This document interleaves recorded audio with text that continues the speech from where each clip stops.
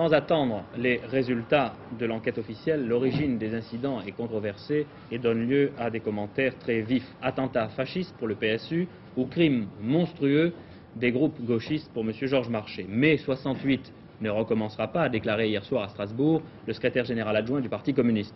Pour M. Marchais, 68 ne doit pas recommencer en France. L'Humanité considère d'ailleurs qu'il s'agit d'une provocation. Le mot revient 6 fois en première page. Laurent Salini voit dans cette affaire, je cite, la main de la classe dominante et de son gouvernement qui lance les gauchistes. Alors, quelles peuvent être, à votre avis, Chevalier, les conséquences politiques de ces incidents pour l'extrême gauche?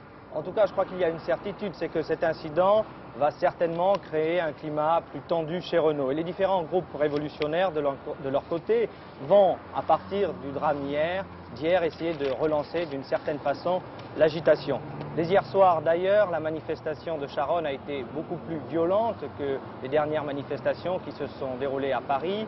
Et vous le savez, dès hier soir, Alain Gesmar disait qu'il voulait faire des obsèques du jeune Auvernais, une grande manifestation révolutionnaire. Et puis, dans la nuit, à Nice, on apprenait qu'un groupe de jeunes s'était attaqué à une succursale Renault en brisant les vitres. Il reste, et vous l'avez dit, et c'est important, que ni le Parti communiste ni la CGT ne semblent disposés à rentrer dans ce cycle violence-répression.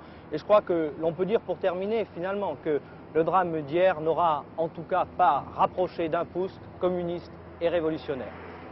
Voilà donc pour l'actualité de ce matin.